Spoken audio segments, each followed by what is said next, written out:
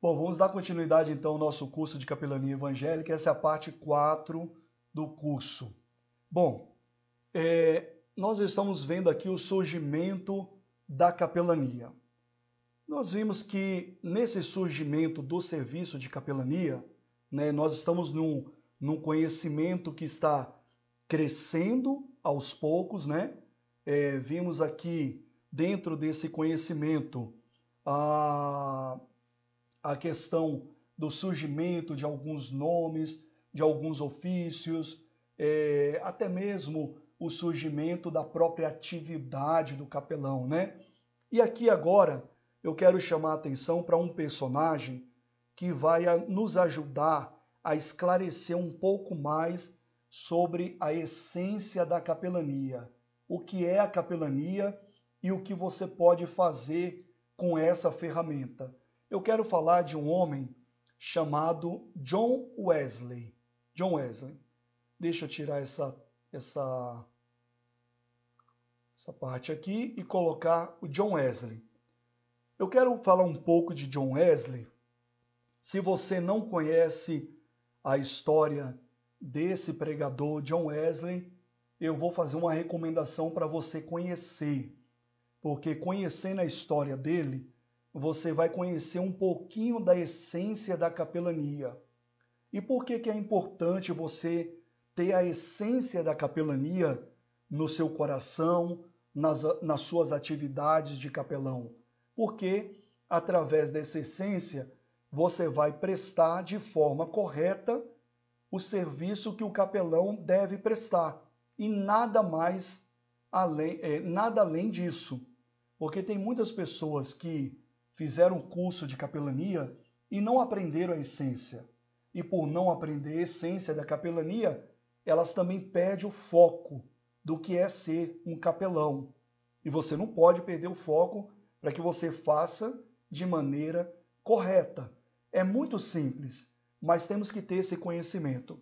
E eu queria falar sobre a vida deste homem, desse pregador chamado John Wesley. Para quem não conhece, vou falar aqui um breve relato da história dele.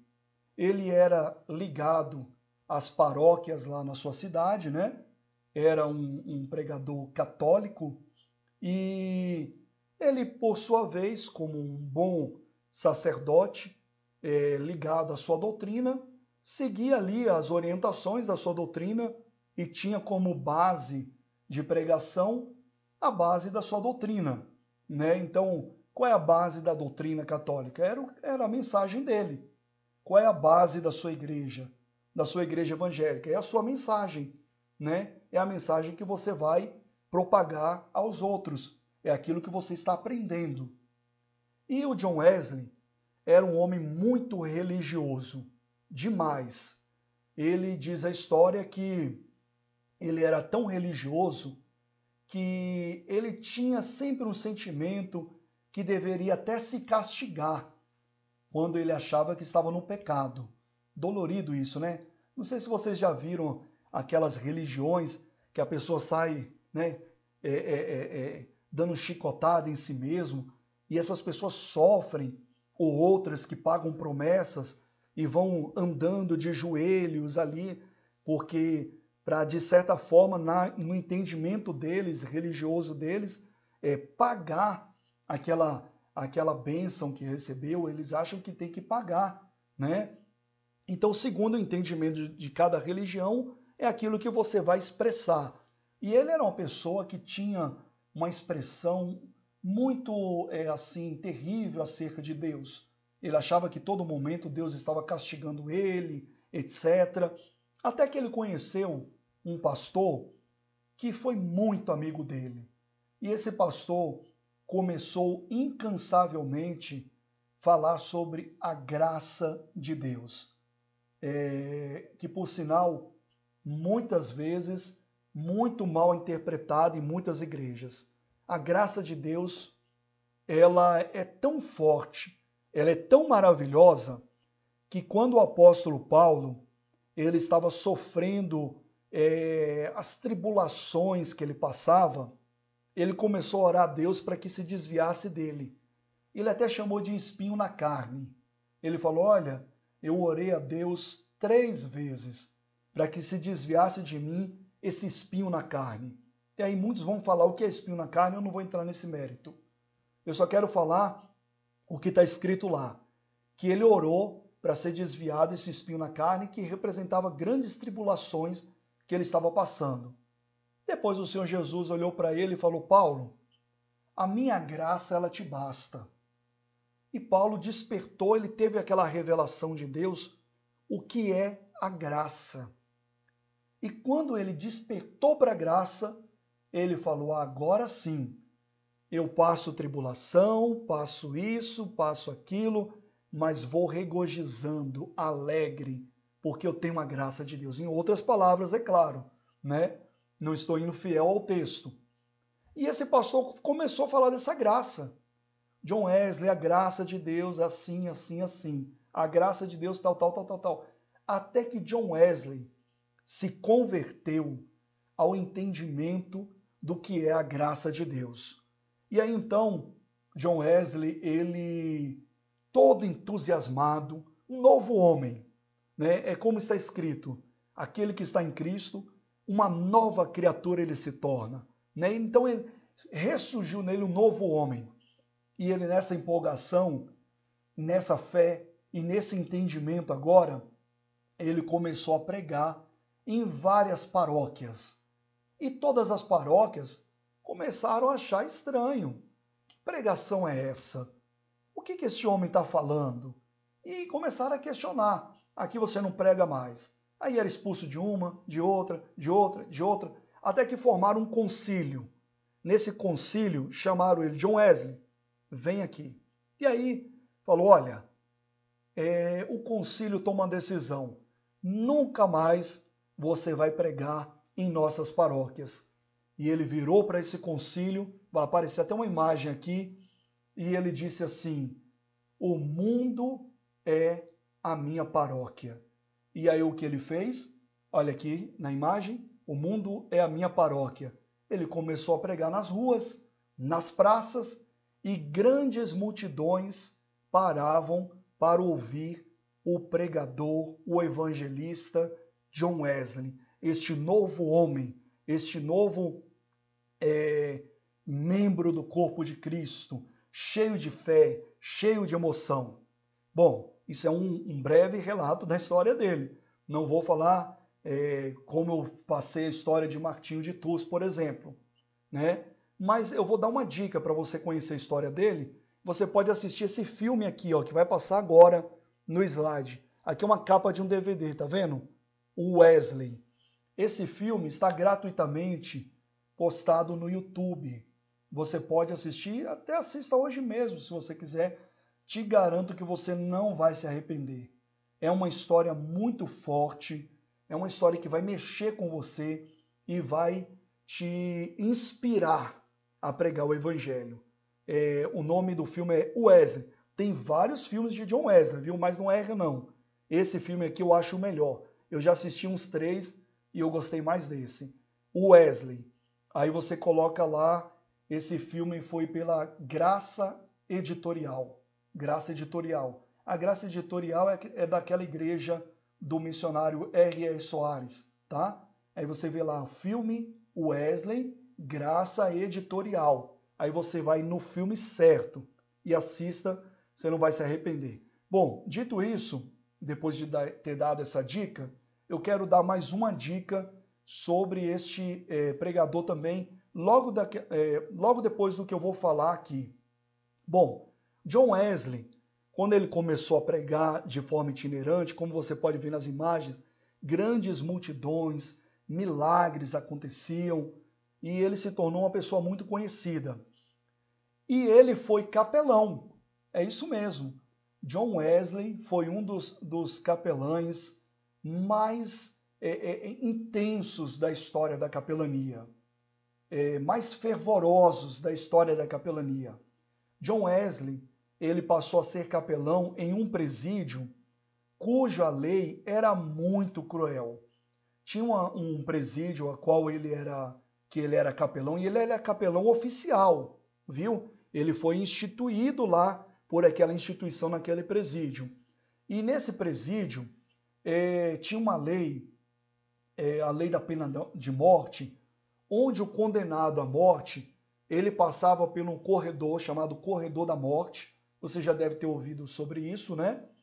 E naquele corredor era uma oportunidade, os últimos minutos que ele tinha de vida ali, para poder refletir até chegar no seu destino, que era a morte. E ali então ele era executado. E como capelão no presídio, John Wesley ele fez um projeto que foi aceito pelo presídio e virou lei lá dentro. Olha que bonito, olha só que bonito. Ele criou a seguinte forma: as cartas do Corredor da Morte, as cartas de John Wesley. Nessas cartas, ele colocou no corredor, onde o condenado à morte ele passava, e nessas cartas era tipo assim um passo a passo da salvação em Cristo Jesus. Não é bonito? Então, por exemplo, o preso ele tinha o direito de ler. Quem não quisesse ler passava direto, mas quem quisesse ler ele tinha o direito de ler.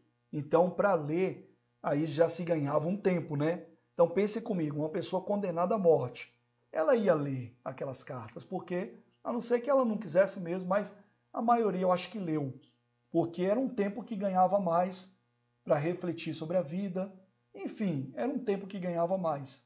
E quando o preso, condenado, passava ali, lia passo a passo para ser salvo em Cristo Jesus. E diz a história que muitos foram salvos para a glória de Deus.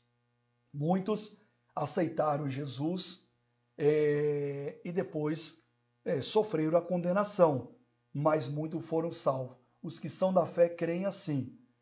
Nós temos base bíblica para isso, né?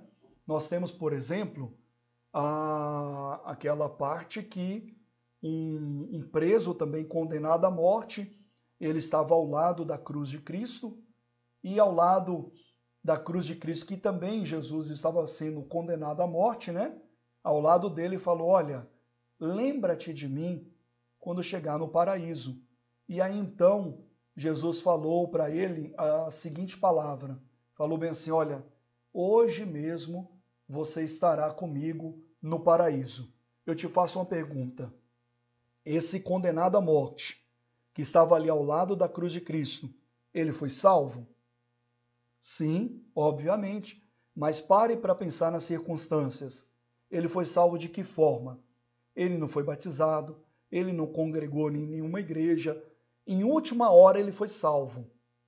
Não estou dizendo que nós não devemos fazer isso, pelo contrário, devemos, se tivermos oportunidade, cumprir toda a justiça de Deus.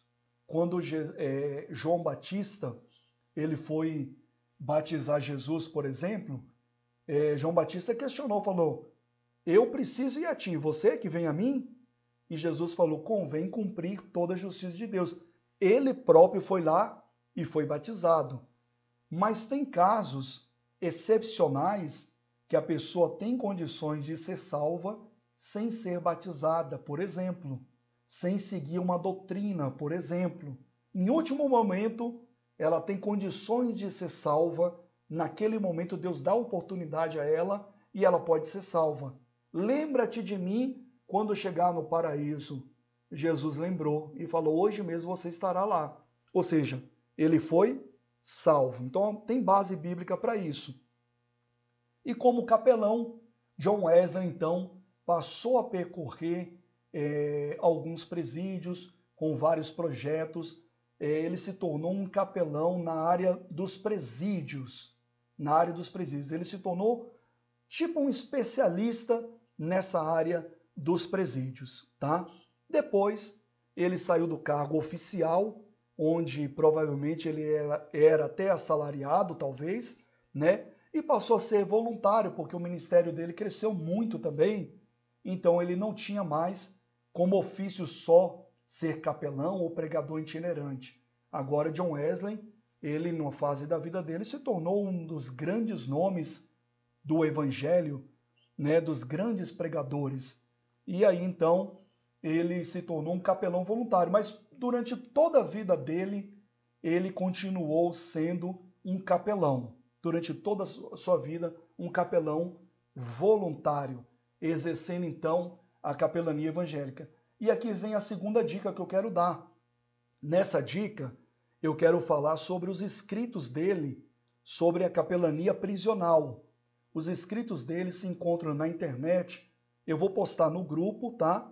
Do WhatsApp, mas você pode pesquisar aí também, se você estiver assistindo o vídeo depois, né? Você pesquisa aí na internet Capelania Prisional segundo John Wesley. Aí você vai encontrar vários escritos dele gratuitamente para você ler e aprender como ser um capelão nos presídios com John Wesley, tá certo? Por que eu quero falar dele? Primeiro por que eu estou falando dele, né? Primeiro porque ele foi um capelão, e um grande capelão, então tem que ser citado. Mas o que eu quero chamar a atenção aqui é que ele revela como capelão, em sua vida como capelão, em sua fase como capelão, a essência da capelania. Qual é a essência que John Wesley teve para com os presidiários? Ele teve compaixão.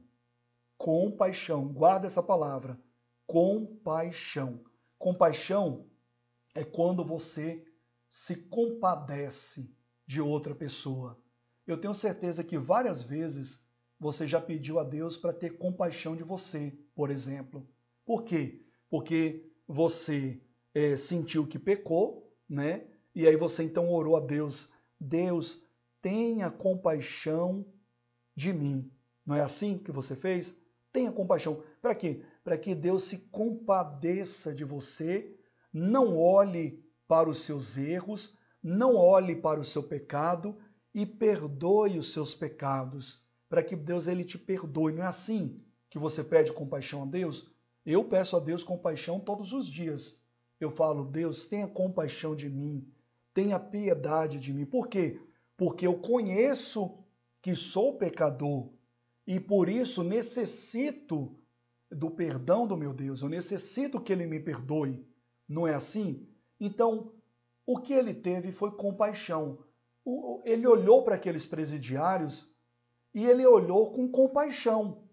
Se ele olhasse como olha a sociedade, o que a sociedade fala?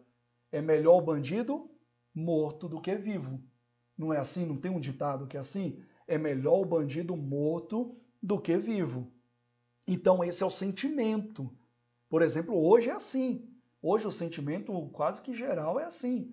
As pessoas tanto desejam a morte, a penalidade, e com as suas razões, digamos assim, humanamente falando, com suas razões, tanto que desejam que quando, por exemplo, um bandido é pego, se for pego por uma multidão, eles estraçalham aquele bandido. Tem vários casos assim nos jornais que passam bandidos sendo espancados e tudo mais. Não estou dizendo que deve se passar a mão na cabeça ou que a pessoa não sente raiva. Humanamente falando, nós somos humanos, né? Ninguém está no céu aqui, nós somos na terra. O apóstolo Paulo diz que a carne luta contra o espírito e o espírito contra a carne. Estes opõem-se um contra o outro para você não faça o que deve ser feito. Então o espírito vai falar, olha, você deve perdoar. A carne fala, não, você deve, sei lá, matar essa pessoa. Você deve espancar essa pessoa. Então, nossa natureza, ela é assim.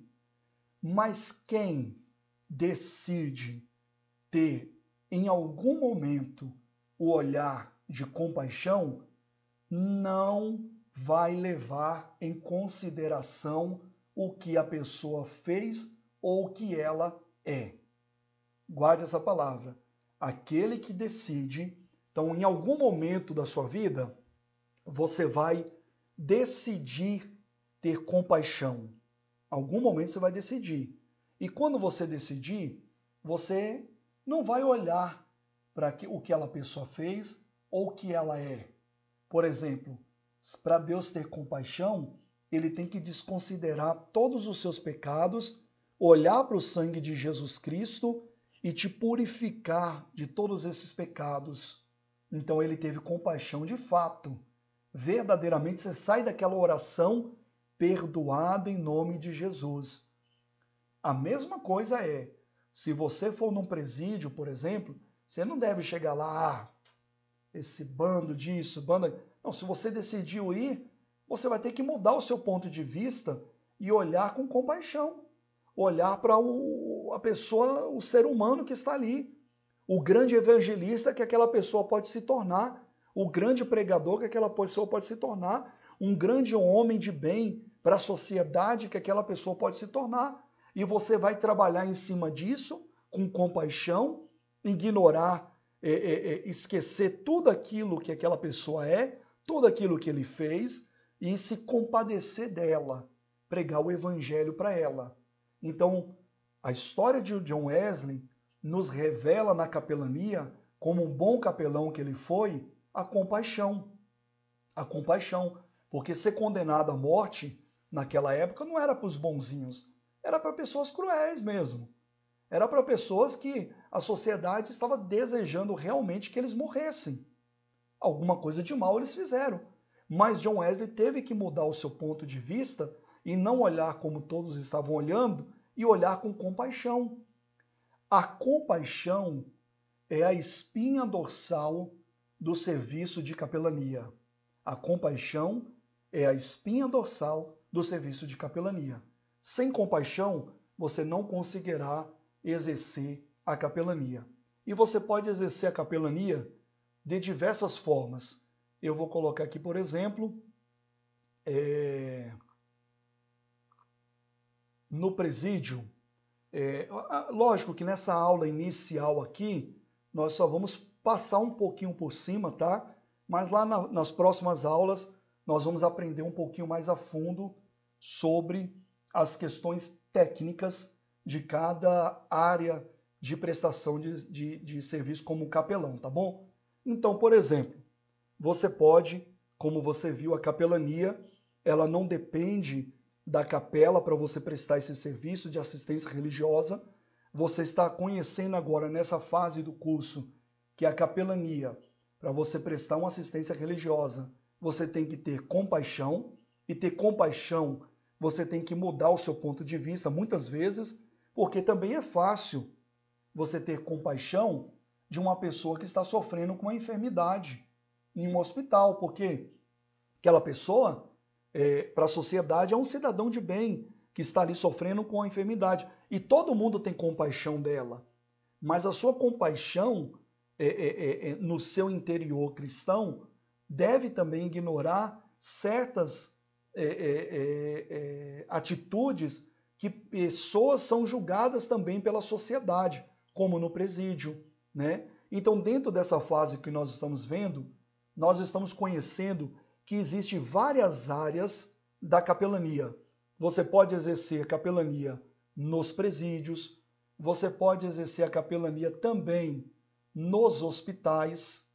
Tem aqui as imagens dos hospitais para você ver alguns capelães que estão voluntariamente exercendo a função ali do capelão nessas instituições. Aqui o capelão orando por um enfermo, tá? Só para até falar aqui, o plural de capelão é capelães, viu? Muitas pessoas falam capelões, mas não é capelões, é capelães. Então tem muitos capelães aqui que você está vendo nos hospitais, tem também nos presídios, como eu passei aqui, né? Nos presídios. São várias áreas.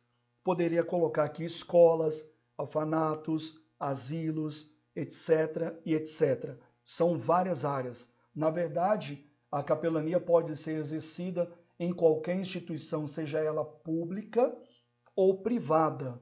Qualquer uma das duas instituições. A capelania ela é válida para todas as instituições. Por quê? Vamos trazer de volta o que é a capelania. O que é a capelania? A capelania é um serviço de assistência religiosa para as pessoas que não podem ir à igreja. Então, é assegurado por lei isso também. Nós vamos ver nas próximas aulas o que a lei fala sobre isso. Então, tem várias áreas da capelania que você vai exercer. Agora, o que eu queria chamar aqui a atenção também é para a seguinte forma, para a seguinte questão. Você vai exercer a capelania conforme, deixa eu só atualizar aqui o vídeo, só um minutinho que eu perdi aqui a conexão, estou atualizando aqui para ver.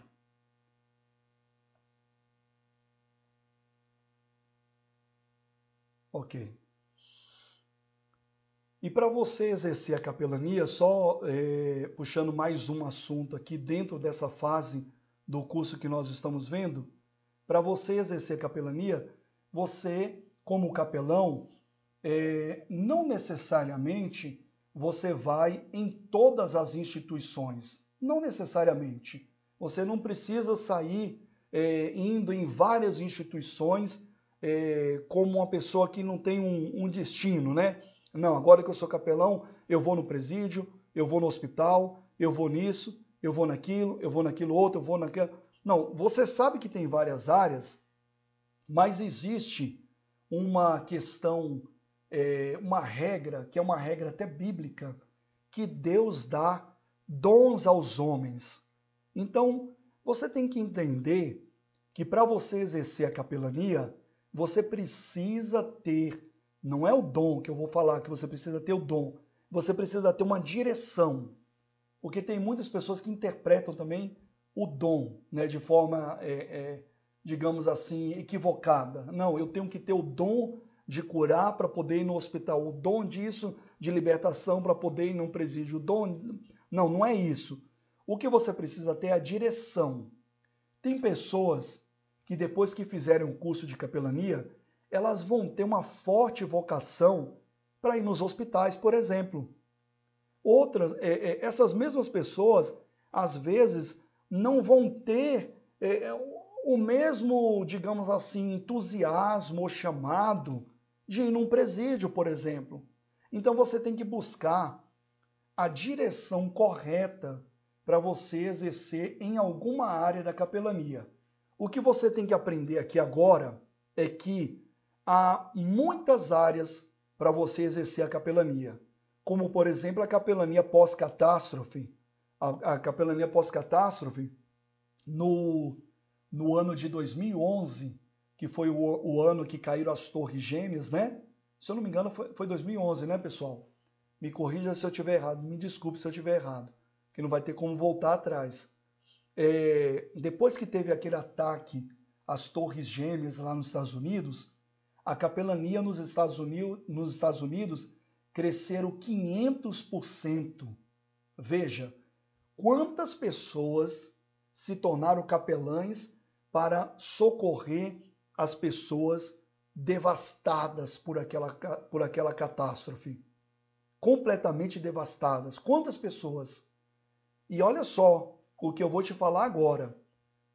Quem está assistindo esse vídeo depois pode já ter passado, já está tudo normalizado a questão do coronavírus. Mas nesse momento da gravação do vídeo, ainda estamos de quarentena, as pessoas, a orientação é ficar em casa e etc. Quantas pessoas, depois dessa epidemia, vão estar devastadas? Eu falei isso lá no início do curso. Quantas pessoas? Esse tipo de capelania se chama capelania pós-catástrofe. É quando, depois de uma catástrofe, depois de uma epidemia, podemos colocar assim também, os capelães, eles prestam o socorro. Então, aqui nessa fase desse curso, você está aprendendo também mais uma coisa, mais uma cerejinha aí no bolo. Você está aprendendo que a capelania, você aprendeu primeiro que a capelania é fora da igreja, principalmente em instituições de internação coletiva, de pessoas que não podem ir a uma igreja, mas também aquelas que até não estão em instituições, estão, por exemplo, nas suas casas, ou na rua, ou... Eu vou dar um exemplo. Eu esqueci o ano, mas no ano que teve aquela tragédia no Rio de Janeiro, foi em 2003, Não, 2003 não. Me esqueci agora, 2013 eu acho, que teve uma catástrofe lá das enchentes no Rio de Janeiro. Eu estava lá. Coincidentemente, ou alguns falam isso é uma jesucidência, né? Coincidentemente eu estava lá e dando um curso de capelania. Olha a questão, dando um curso de capelania. Eu não me lembro o ano agora, não sei se foi 2013. Eu estava lá dando um curso de capelania. Acho que foi 2013 mesmo. E depois que teve aquelas trombas d'água lá, aquela enchente toda, muitas pessoas, mas muitas mesmo, ficaram desabrigadas. E depois do curso de capelania, nós transformamos a igreja que foi feito o curso de capelania em um centro de arrecadação. E aí colocamos em prática a capelania. Foi lindo, porque tivemos o curso, infelizmente teve a tragédia, eu não vou falar que foi bonito isso para a gente praticar a capelania, porque eu preferia não ter praticado naquele dia a capelania, mas infelizmente ocorreu a catástrofe e muitas pessoas ficaram desabrigadas, muitas pessoas morreram, muitas pessoas tiveram suas casas destruídas e nós transformamos a igreja em um centro de arrecadação. E meus irmãos, foram tantos alimentos que é uma correção aqui. Foi o 11 de setembro, não foi em 2011, né? 11 de setembro o pastor Cláudio, ele buscou aí, foi o 11 de setembro, não foi em 2011. Então, corrigindo, deu tempo para corrigir, graças ao pastor Cláudio aqui que me deu essa orientação. Como não está no script aqui, digamos assim, eu errei a data, não consegui decorar. Normal, né, pessoal? Então, falando agora dessa catástrofe que teve no Rio de Janeiro, nós conseguimos muitos alimentos ali. E aí, o que me chamou a atenção foi quando nós fomos levar uma água para um povoado lá, e tinha um senhor que estava sentado sobre os entulhos da sua casa. A sua casa tinha sido completamente destruída.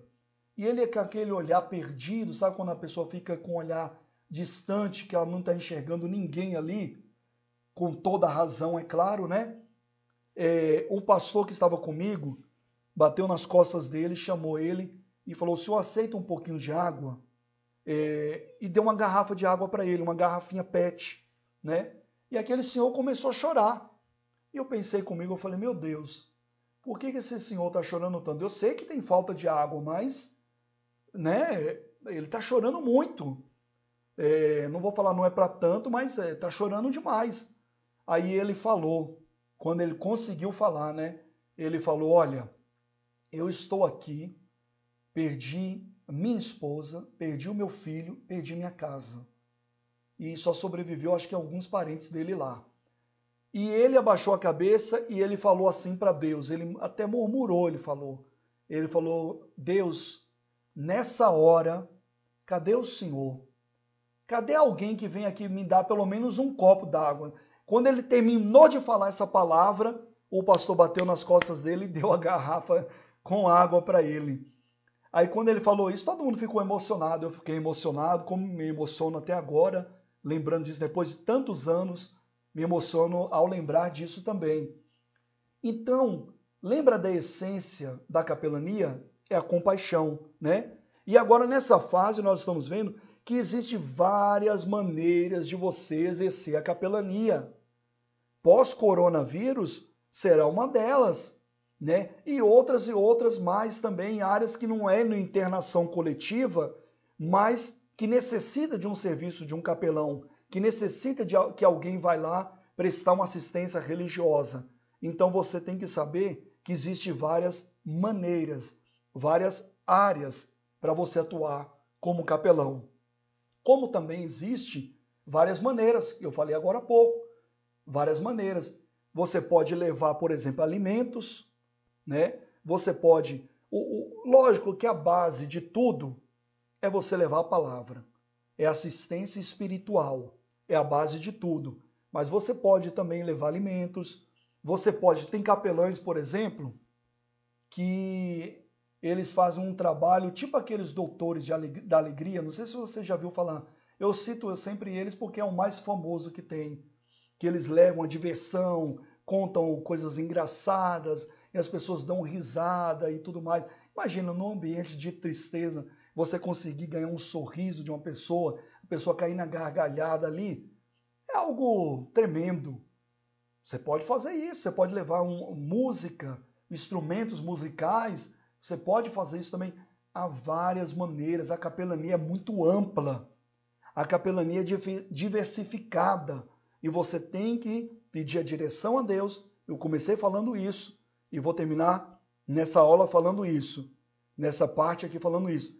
Peça direção a Deus, Deus vai te usar muito você como um capelão, Deus vai te usar muito. Agora você tem que saber o que fazer conforme a direção de Deus, o dom que Deus vai te dar, e é certo que Deus vai te dar dons, que Deus vai te dar orientação, que Deus vai te conduzir para um caminho melhor.